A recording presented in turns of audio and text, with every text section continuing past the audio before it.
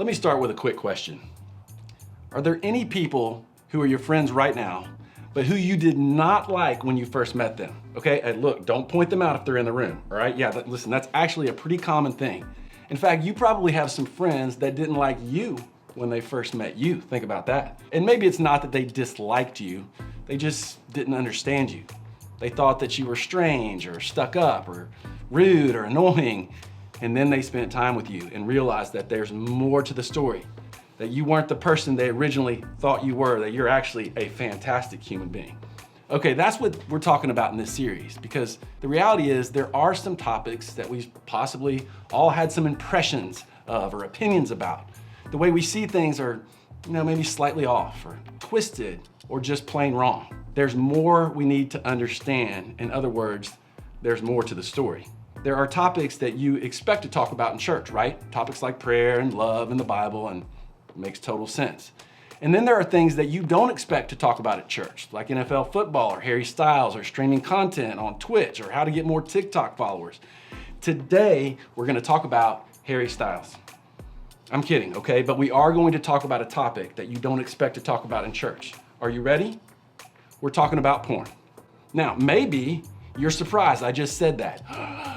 Or maybe you just rolled your eyes because straight up you're like, it's not a big deal. Or maybe you're acting disgusted right now to keep your church image intact. But whether or not you think it's a problem, here are a few things you should know. Depending on what kind of music you listen to, you hear references to things that are somewhat pornographic on a pretty consistent basis. It doesn't seem like a big deal when artists like DaBaby or Cardi B rap about it, or when a comedian jokes about it. Why is it such a big deal that I'm talking about it? If you watch TV, movies, Netflix, Hulu, etc., you've possibly seen things that could be labeled as porn. Just because it wasn't an X-rated website on your phone doesn't mean that it didn't have undertones of porn or pornographic imagery. I'm not saying that to make you feel guilty if you've looked at it. I'm just trying to make a point that this topic isn't as foreign and far away as you may possibly think. The average age of exposure to porn is 11 years old. So we're talking about something that is already affecting someone around you. And by no means am I assuming that all of you have had encounters with porn. I'm just making a point that this is a preteen thing, a teenage thing, and an adult thing. This affects everyone on the planet who has access to the internet. And if something affects everyone on the planet, we feel like it's okay and maybe even necessary to talk about it. Now, if you're new to church and a little shocked that we're talking about this, I totally get it. And don't worry, we'll get back to topics like praying and reading the Bible to make you feel more at ease at church, right? I'm kidding. I know this topic isn't easy, but here's something that I would love for all of you to get today. We're not just affected by porn. We're actually influenced by the culture of porn. And here's what I mean. This is not something that could potentially tempt some of us. This is not something that just affects some of us. This is something that influences all of us. Why? Because porn culture is all around us. Snapchat and sexting, movies, music, advertisements, conversations, apps, etc. It's everywhere. Plus the porn industry generates $12 billion a year. Billion. That's more than the combined annual revenues of ABC, NBC, and CBS all combined. It's around us all the time, and it's impossible to spend time around something and not be affected by it. See, when it comes down to it, porn is sexualized content designed to get a specific response. A lot of people start watching porn because they're curious. So it's kind of like sex education, right? The problem is that porn was never designed to educate you. It was designed to hook you and make you addicted. It was designed to manipulate you. We're being influenced by something that's teaching us a fake education.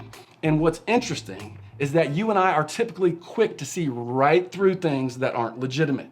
For example, got this bag right here. How many of you love fast food, right? Okay, no one's mad at you if you do, and no one's mad at you if you don't.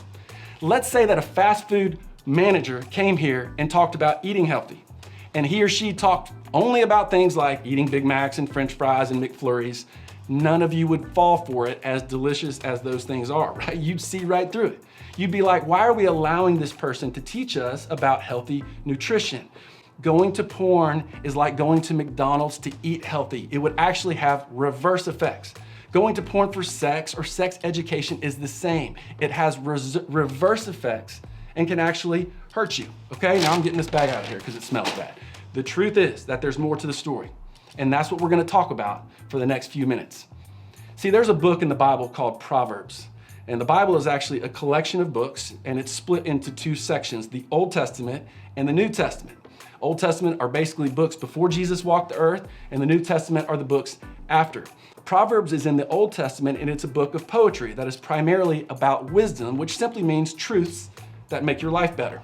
Now, these Proverbs were written by an ancient king named Solomon, who was famously known as an extremely wise person. So, what does an ancient king have to say that would be relevant to our lives now? Now, some of Proverbs may seem confusing, but a lot of it actually makes sense in the lives of teenagers and adults alike. For example, the verse we're going to look at today says this: "The simple believe anything, but the prudent give thought to their steps." Simple is basically naive. For example, a simple person believes everything they read online. They think every science experiment works like they see on TikTok. They fall for any prank because they're easily tricked. They're gullible, they believe anything. And when it comes to porn, maybe you've heard or even thought statements like this: "It's not hurting anyone. There are worse things I could be doing. I'm not actually doing anything. I just look. At least I'm not having sex with a real person." See, we've been naive when it comes to porn. We've believed everything. But hear this: porn never tells the whole story. Let me say that again. Porn never tells the whole story. There's a website called fightthenewdrug.org, and they've compiled decades of study from respected institutions about pornography. And their website has assembled over 1,000 articles related to the subject. And here are some of the research facts that they've discovered. Studies have found that porn use is correlated with less sexual and relationship satisfaction. People are less pleased or satisfied. Frequent exposure to pornography is associated with believing that it's possible to have high sexual satisfaction without having affection for one's partner. Frequent exposure to pornography is associated with less trust in intimate partners. The sex acts shown in pornography are unrealistic. They're often abusive. Studies have found that porn use is correlated with lower quality of life and poor health. Even moderate porn use is correlated with damage to parts of the brain involved with motivation and decision making.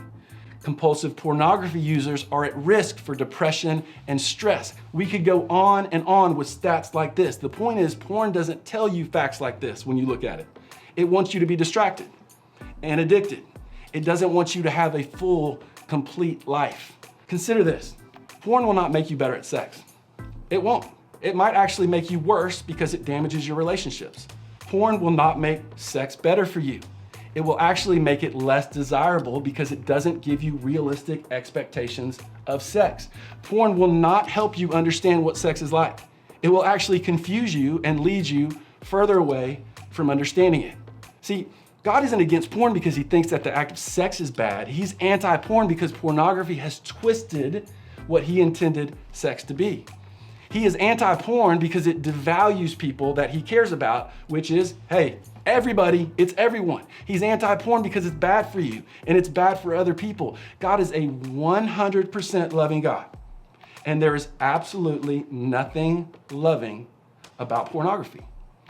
The second part of the verse says this: "The prudent give thoughts to their steps." This means that a person evaluates information carefully so that they don't fall into a trap. And that's exactly what porn is. It's a trap. It's a trap that wants something from you and me. It wants our time, our attention, our money, addiction, on and on it goes. And in exchange, it gives us a false sense of sexual closeness.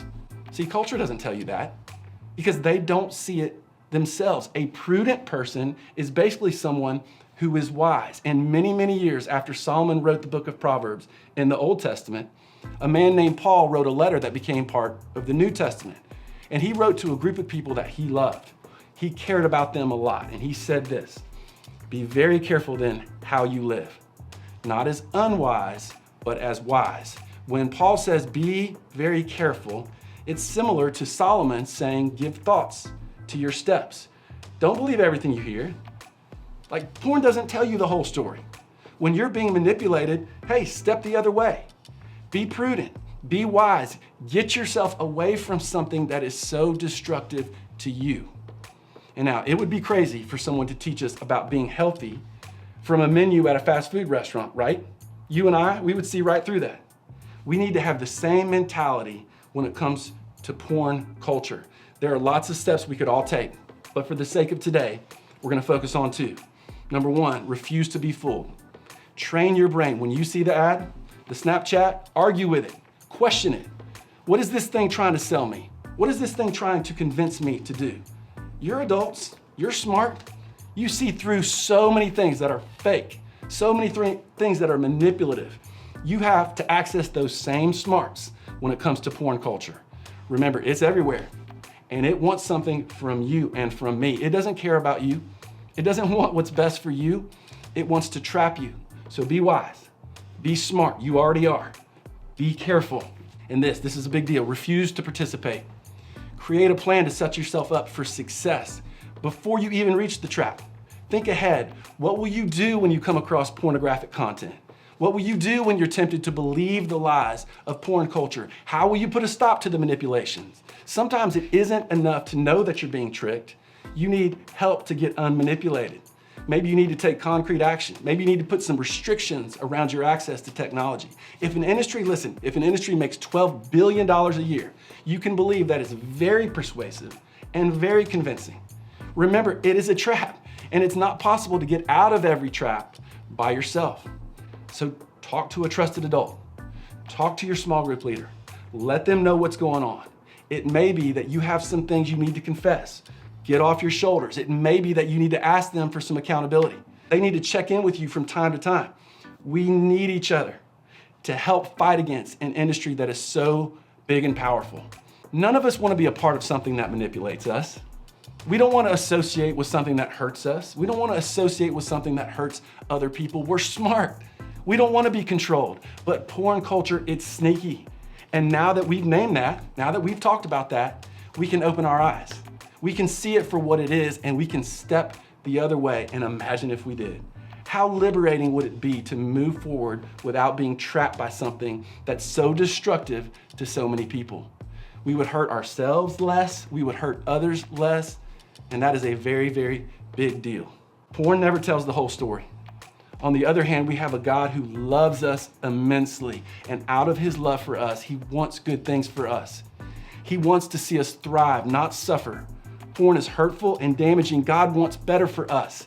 He has given us incredible minds to see through the lies and incredible wills to walk away. So choose wisdom. I am begging you, choose wisdom. Be proactive.